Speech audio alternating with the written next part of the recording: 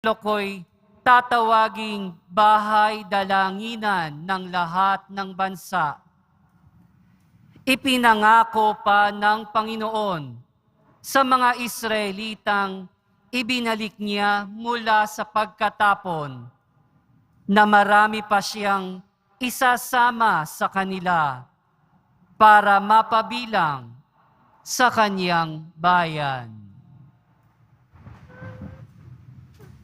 Ang salita ng Diyos. Salamat sa Diyos.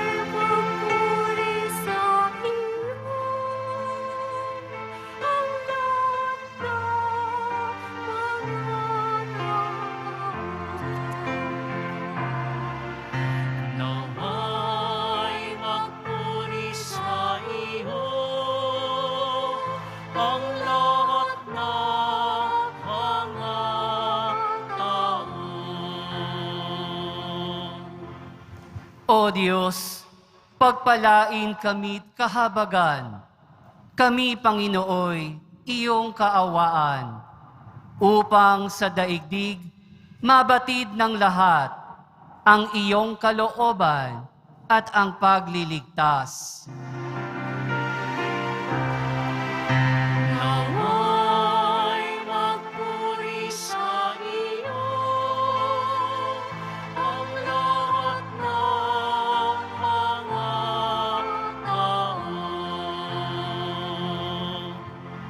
Naway purihin ka ng mga nilikha, pagkat matuwid kang humatol sa madla. Ikaw ang patnubay ng lahat ng bansa.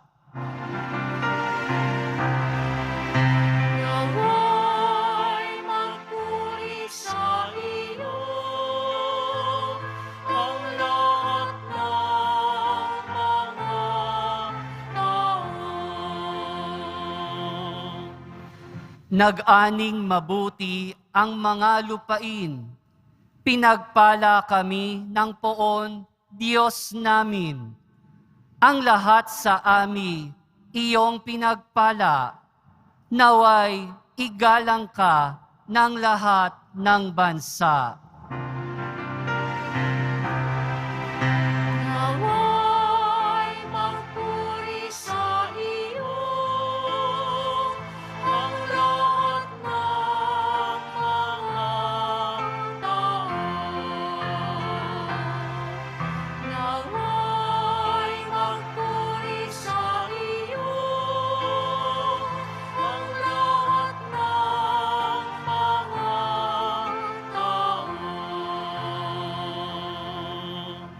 Magsitayo ang lahat.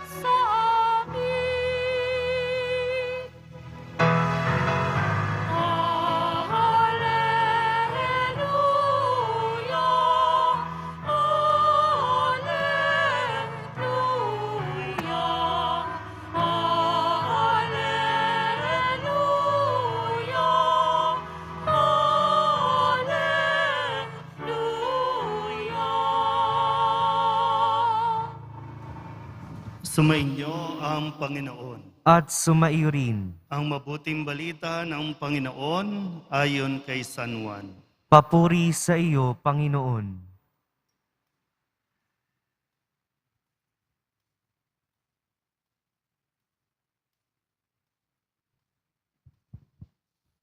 Noong panahong iyon, sinabi ni Jesus sa mga Hudyo, "Nagpasugo kayo kay Juan at nagpatotoo siya tungkol sa katotohanan.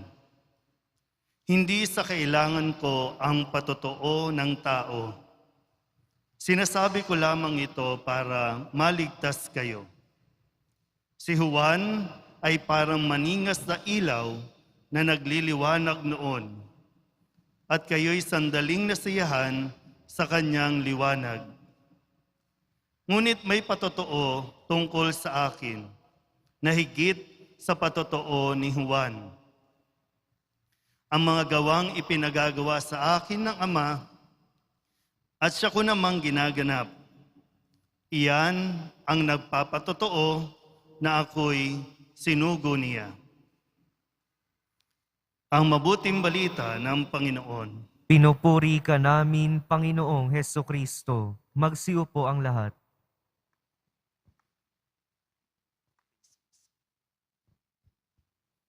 Isang magandang po sa inyong lahat. Palapakan natin ang Poong Jesus Nazareno. Masaya nating sinisimulan, mapamisa de Gallo o misang umaga o misa sa gabi. Ang importante, alam natin kung ano ang ating pinapasok na paglalakbay. 9 na gabi, katumbas ng 9 na buwan ng pagdadala o pagdadalang tao ni Maria sa ating Poong Jesus Nazareno. Malinaw po ba? Okay. Kaya nawa po sa mga kaisipan natin, pakipatay muna yung sa mentalidad o pag-iisip natin na bakit ba tayo magsisimbang gabi? Yan, magandang balik-balikan natin ulit kasi kanina sa mga tanong, magsisimbang gabi kasi mayroong kailangan, mayroong hihilingin. At sana, hinahangad natin na sa pagtatapos ng 9 na gabi, ibibigay sa iyo ng Diyos ang iyong kahilingan. Lilinawin lang natin ulit, para dun sa mga, nung nakalipas na taon, nakalipas na mga pagsisimbang gabi ay tulog, kaya hindi naintindihan kung para saan ba at bakit tayo nagmimisa ng 9 na araw. Balikan natin ng konti yung history, yung kwento ng pinagmulan. Ayon sa mga eksperto, sa mga historian, sabi po nila, nagsimula itong pagsisimbang gabi dahil nakita ng mga sinaunang pari na yung mga Pilipino, siyempre panahon pa ng Kastila, no? Yung mga Pilipino, umaga pa lang ay nasa bukid na, nasa mga isdaan na, kasi mga mangingisda at mga magbubukid. So hindi sila nagsisimba. Wala silang panahon. Doon sa oras na itinakda, nandun sila sa kanilang mga trabaho. Yan. Kaya, naisipan, lalo tigit, sa araw ng Kapaskuhan, bago magpasko, handa dapat yung mga tao. Kung kaya't, hinangad nila na makapagsimba muna ang mga maghahanap buhay bago sila bumunta sa kanilang gawain. Kaya nagkaroon ng Misa de Gallo o yung Misa sa madaling araw. Sabihin nyo nga po, Gallo. Yan. Alam niyo yung kahulugan ng Gallo? Di ba yung umagang-umaga. Yung Gallo, ito ay salita na nangangahulugan na yung manok, yung pagtilaok ng manok. So, misa, bago tumilaok ang manok. Misa, bago sumikat ang araw. Nakukuha ba? Yan. Kaya mahalaga yung pagtilaok ng mga manok, no?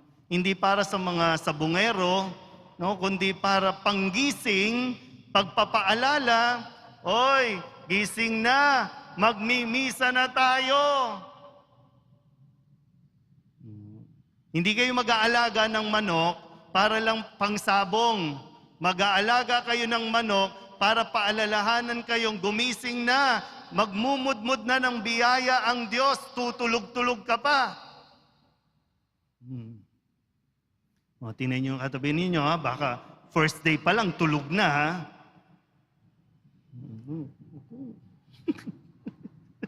Siguraduhin niyo, ha? Malinaw po, na, at least, no, nare-refresh tayo. At pwede nyo ulit ikwento sa mga bata pag nagtanong kayo sa inyo, bakit ba may simbang gabi? Sa isang ano din, no, sabi ko, saan ba nagsimula yung mga palamuti na yan? Yung mga parol, yung mga pailaw na yan. Balikan natin ulit yung panahon ng Kastila. Wala pang mga poste, wala namang mga solar noon. Paano sila makakarating sa simbahan? Ang dilim-dilim pa. Kaya naglagay ng mga ilaw sa daan. At yung ilaw na yan, magdadala yan sa kanila patungo sa simbahan. At sino ang nasa simbahan? Ang Diyos. Hanggang sa paglipas ng panahon, nilagyan ng kung ano-ano, naging between, naging eto na. Diba? Mahalaga yung inaalam natin din yung kasaysayan, yung kwento, para hindi tayo nai-stress na, naku, kailangan natin mag-decor, gastos na naman. Hindi ka naman kinakailangan mag-decor kung wala ka talagang pang-decor. Pero yung dahilan, bakit naglalagay ng mga ilaw? Hindi para sumikat yung bahay mo na, uy, yung bahay nyo ang pinakamaganda kasi ang liwa-liwanag. Ang tanong, yung liwanag bang yan, nagdudulot ng liwanag sa iba? At yung liwanag na yan ba, nadadala ka sa pinakasentro ng selebrasyon o nadadala natin sa atin lang?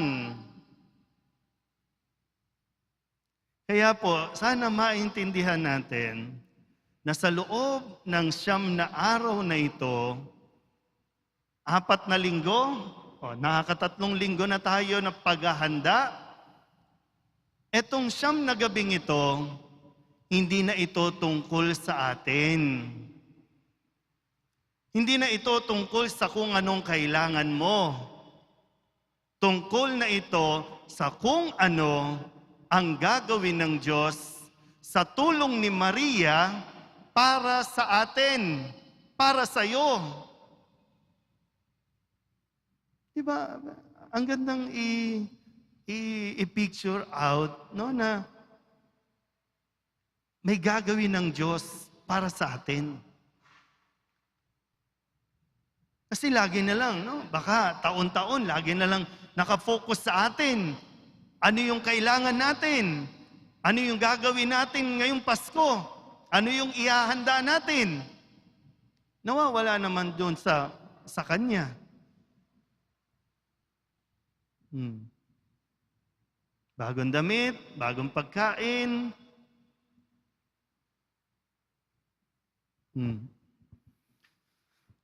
Ano, kaya pa ba?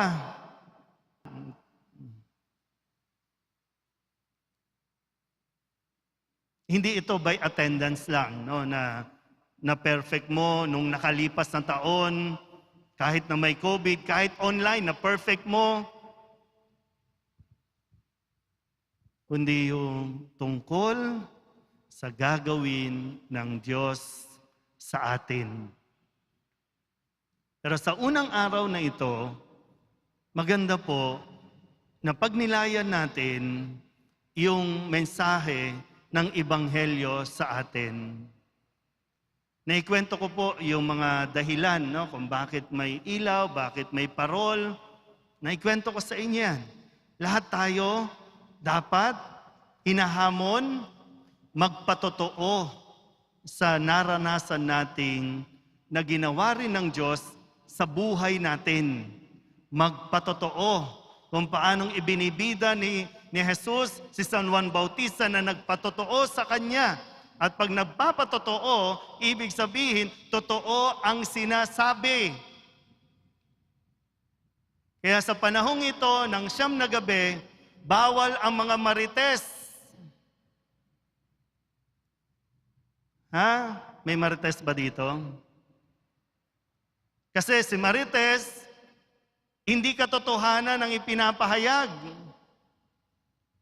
Dapat katotohanan. Kaya kung gusto natin maging masaya ang Pasko natin, suriin natin, tayo ba namumuhay sa katotohanan? Yung katotohanan kung ano ang sinasabi ng Diyos, yun ang totoo. Hindi sa kung ano ang gusto mong paniwalaan at ipaniwala sa iba. Kasi ngayon, no, ang daming yumayaman sa pagsisinungaling. Di ba? Marami nga, ikinabubuhay na yung magsinungaling. Meron na nga ngayon, di ba, may kumpanya na troll farm. Nag-hire ng mga tao para lang magsinungaling, para magpakalat ng kasinungalingan. E tuwing simbang gabi naman, ang daming nabubuhay, ang daming nagsisimba. Eh kung lahat ng nagsisimba natututong magsabi ng katotohanan, eh di ayahay ang buhay natin. O baka naman, nagsisimba din yung mga trolls. Baka naman nagsisimba din para makagawa ng ibang kwento.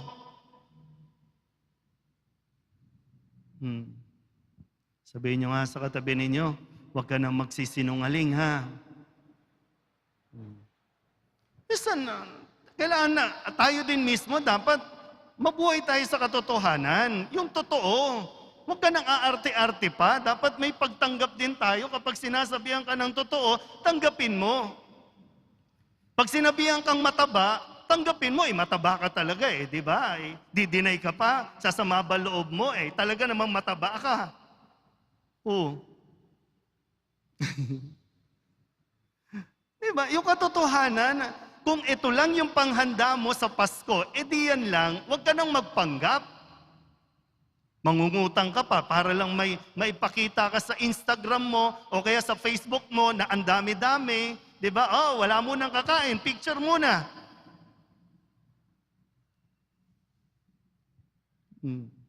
Wala, yan titigas ng ulo natin Ilan naman ang susi sa kaligayahan. Diba? Mga lay minister, nagtatabaan. Kasi pagtapos mag-serve, kakain dun sa likod. Nawawala na yung fasting. Nawawala na yung sakripisyo. Ano ba naman yan? Diba? Ang arte-arte na natin ngayon. Sinabihan ka lang ng totoo, hindi mo matanggap, magdadrama ka, magagalit ka, isa talaga naman. Ano? Akong first day. Pero diba? Sa pagtanggap natin ng katotohanan, doon natin mas nararamdaman yung kaligayahan. Of course, masakit marinig yung katotohanan, pero pag tinanggap mo yan, kasi yan talaga yung totoo, diyan papasok yung kaligayahan na unti-unting mamamayani sa iyong buhay. Lalo tigit, yung pinapakilala nating katotohanan sa araw na ito, walang iba kundi si Jesus. So, ang ating pagsisimbang gabi tungkol kay Jesus, tungkol sa pag-ibig niya sa atin, at tungkol sa kung ano ang gagawin niya para sa atin. Amen?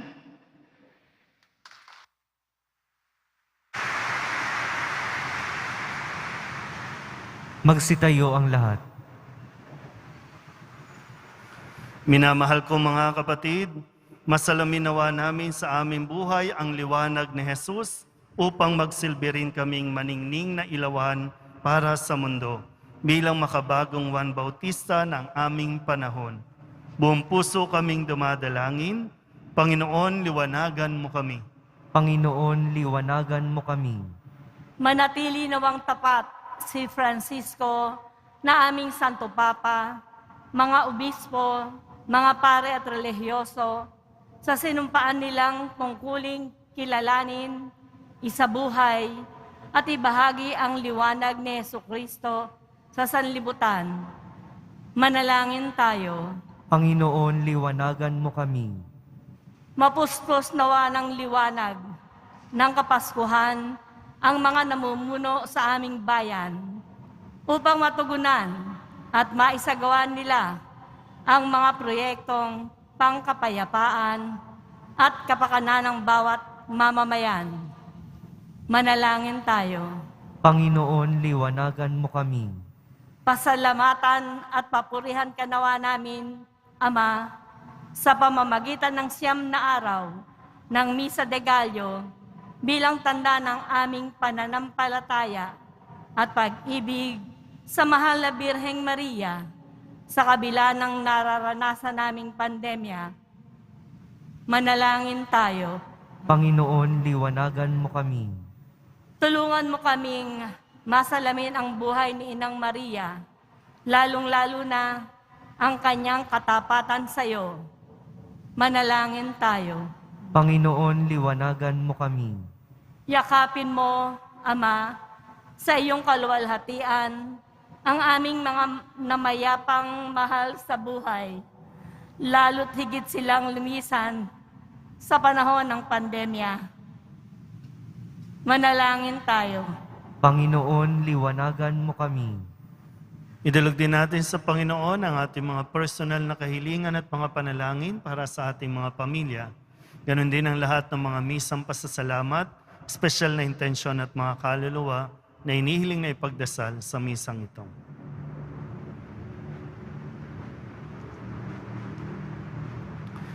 Ang lahat ng ito inihiling namin sa ngalan ni Kristong aming Panginoon. Amen. Magsiupo ang lahat.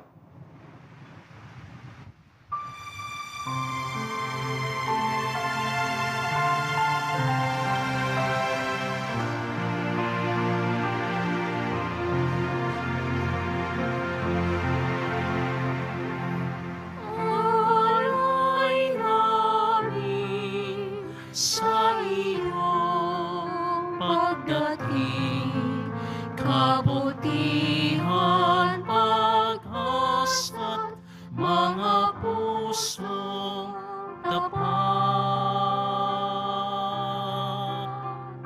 Sa mo namin ay iyong dinggin, galak at kapayapaan nawa'y kamtin. Itong alak at tinapay, mga bungang alay, alon ng pawis at biyaya ng langit. Sa aming pag-ibig sa kapwang kapatid,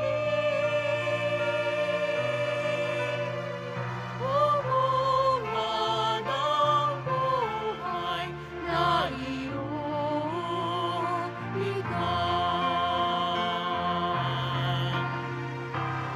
Alay namin sa iyong pagdating, kabutihan, pag-asa't mga gustong tapat.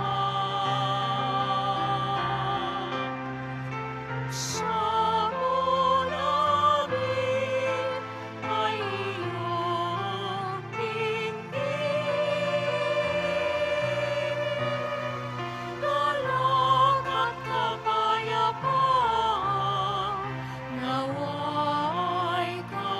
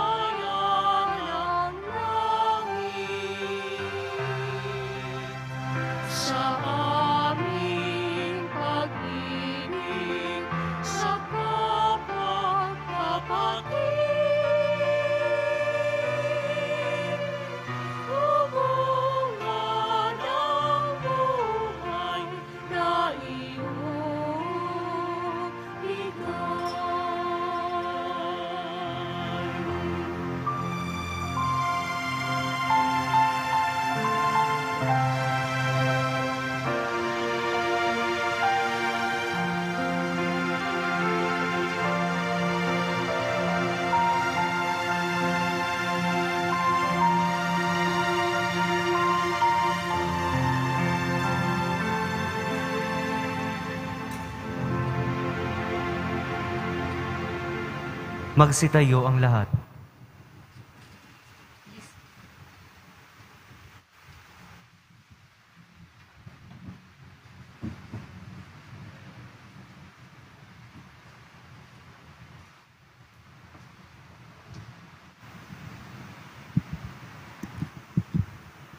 Manalangin kayo mga kapatid upang paghahain natin ay kalugdan ng Diyos Amang makapangyarihan.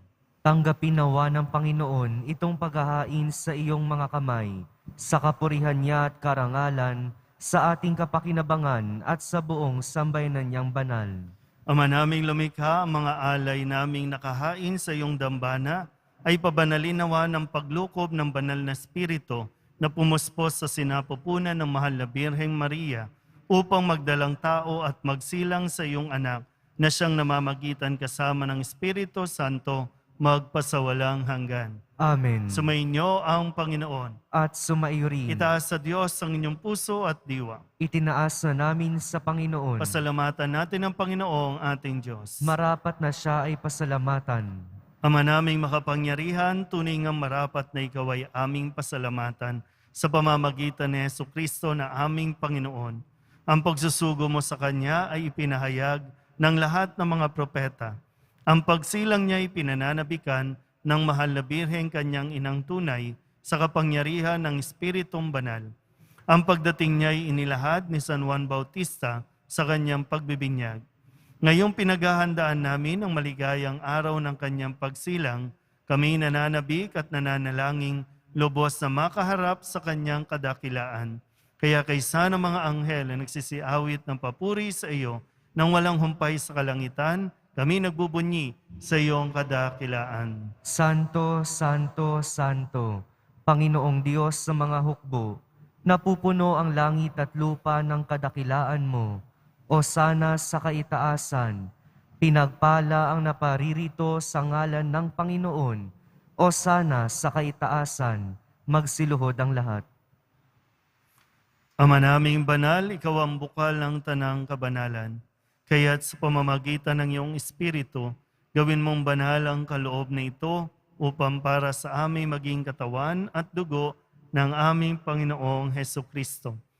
Bago niya pinagtiis ang kusang loob na maging handog, inawakan niya ang tinapay, pinasalamatan kaniya, pinaghati-hati niya iyon, iniabot sa kanyang mga alagad at sinabi, tanggapin ninyong lahat ito at kanin, ito ang aking katawan na ihahandog para sa inyo.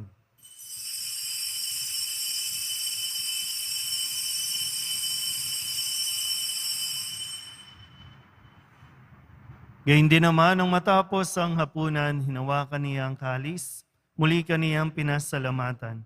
Iniabot niya ang kalis sa kanyang mga alagad at sinabi, tanggapin ninyong lahat ito at inumin. Ito ang kalis ng aking dugo, ng bago at wala hanggang tipan. Ang aking dugo na ibubuhos para sa inyo at para sa lahat, sa ikapagpapatawad ng mga kasalanan. Gawin ninyo ito sa pag-alaala sa akin.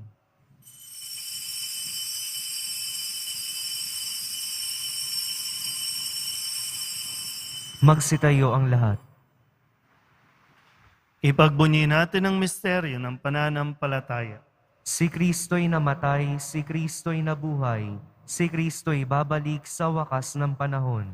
Ama, ginagawa namin ngayon ang pag-alaala sa pagkamatay at muling pagkabuhay ng iyong anak, kaya tiniaalay namin sa iyo ang tinapay na nagbibigay buhay at ang kalis na nagkakaloob ng kaligtasan. Kami napapasalamat dahil kami iyong minarapat na tumayo sa harap mo para maglingkod sa iyo.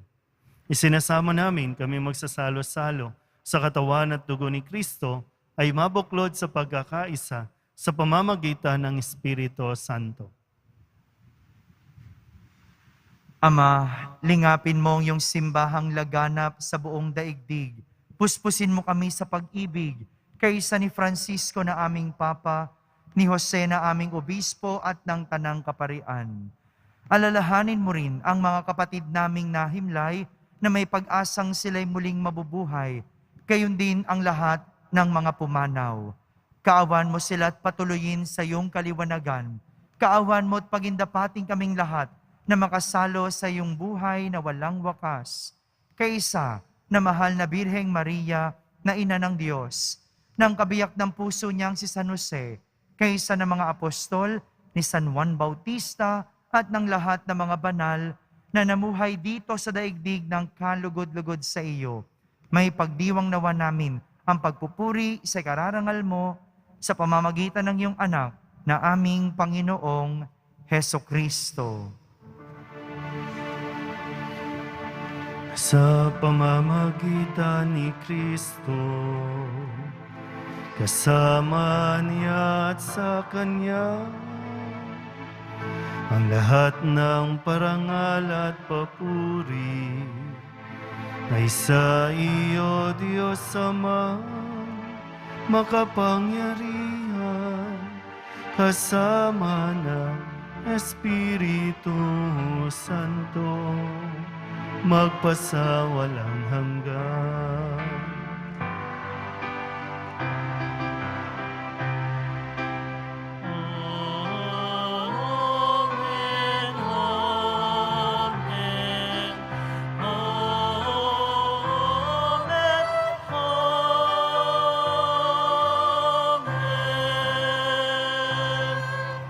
Buong kababaang loob tayong tumawag sa ating Panginoon ng Ama namin.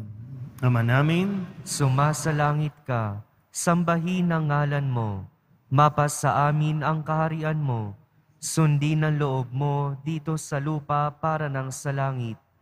Bigyan mo kami ngayon ng aming kakanin sa araw-araw, at patawarin mo kami sa aming mga sala, para ng pagpapatawad namin sa nagkakasala sa amin, at huwag mo kaming ipahintulot sa tukso, at adya mo kami sa lahat ng masama. inihiling namin kami iadya sa lahat ng masama, pagkalooban ng kapayapaan araw-araw, iligtas sa kasalanan, at ilayo sa lahat ng kapahamakan, samantalang aming pinananabikan ang dakilang araw ng pagpapahayag ng tagapagligtas naming si Hesukristo. Sapagkat iyo ang kaharian at ang kapangyarihan at ang kapurihan, magpakailanman. Amen. Panginoong Hesukristo, sinabi mo sa iyong mga apostol, kapayapaan ang iniiwan ko sa inyo, aking kapayapaan ang binibigay ko sa inyo. Tunghayan mo ang aming pananampalataya at huwag ang aming mga pagkakasala.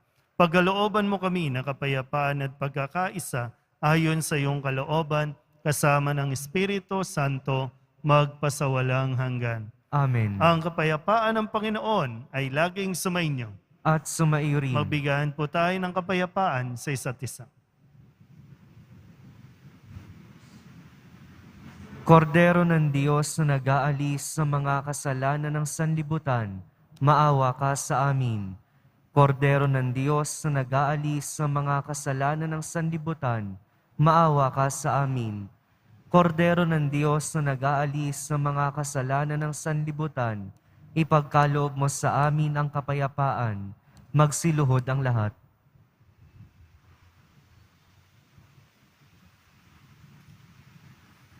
Ito ang kordero ng Diyos. Ito ang nag-aalis ng kasalanan ng sanlibutan. Mapalad ang mga inaanyayahan sa kanyang piging. Panginoon, hindi ako karapat-dapat na magpatuloy sa iyo, ngunit sa isang salita mo lamang ay gagaling na ako.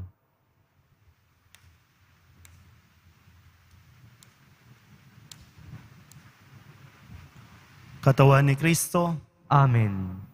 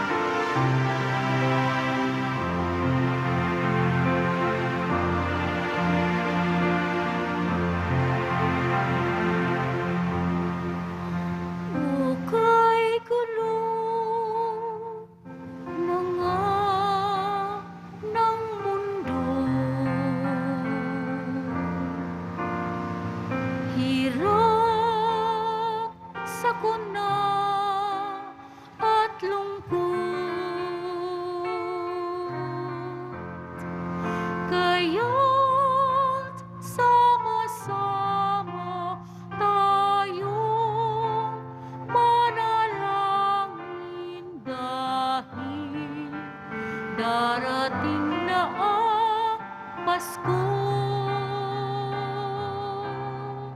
Panginoon, halina at pumarito ka. Sagipin mo ang bayan, ikaw ang pag-asa. Gabay ng mga mahihirap. Panginoon, iligtas mo ang iyong bayan.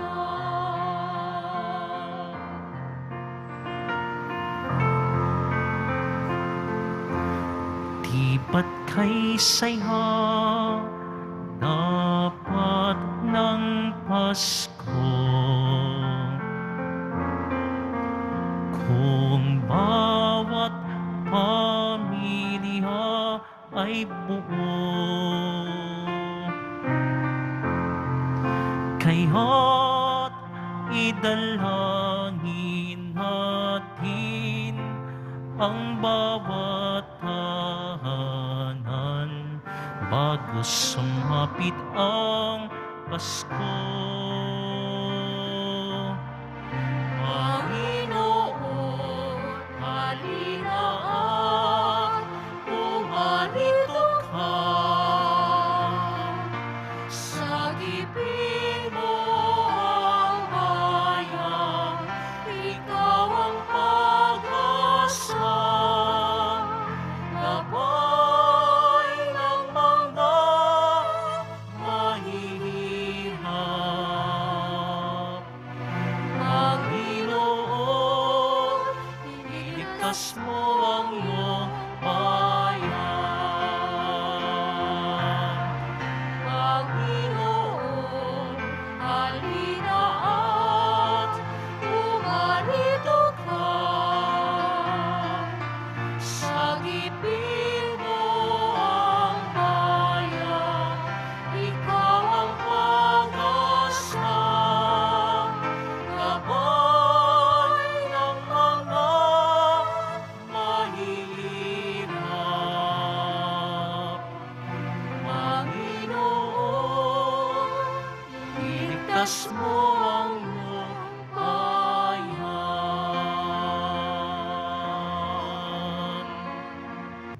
Manalangin tayo. Ama naming mapagmahal, sa aming pagsasalo sa banal na hain, lagi nawa naming madala ang iyong kagandahang loob upang kami magkamit ng kaligtasan pakundangan sa pagkakatawang tao ng iyong anak. Ngayong aming ginugunita ang kanyang ina sa pamamagitan ni Jesucristo kasama ng Espiritu Santo magpasawalang hanggan. Amen. Sumainyo ang Panginoon. At sumaiyo rin. Manalangin tayo para sa pagbabasbas. Pakitaas din po yung mga images, mga picture na ibinigay po sa inyo. Mahal na po ang Jesus Nazareno, inihayag mo sa pamamagitan ng krus ang walang maliw na pag-ibig ng Diyos sa sangkatauhan. Pakinggan mo ang kahilingan ng iyong angka na nagsusumamo sa iyo. Makamtanawa nila ang iyong katugunan at tanggapin ang kasagutan na may utang na loob na tinatanaw. Basbasan din po ninyo mga dala-dala nilang mga imahin at dasalan. Sa pamamagitan ng bendisyon na ito, naway maalala nila ang mga pangako nila noon sa binyag na ikaw ang kanilang ibigan at paglilingkuran bilang Panginoon magpasawalang hanggan. Amen. At pagpalain kayo ng makapangyarihang Diyos, Ama at Anak, at Espiritu Santo. Amen. Umayo kayong taglayang kapayapaan ng poong Jesus Nazareno. Salamat sa Diyos.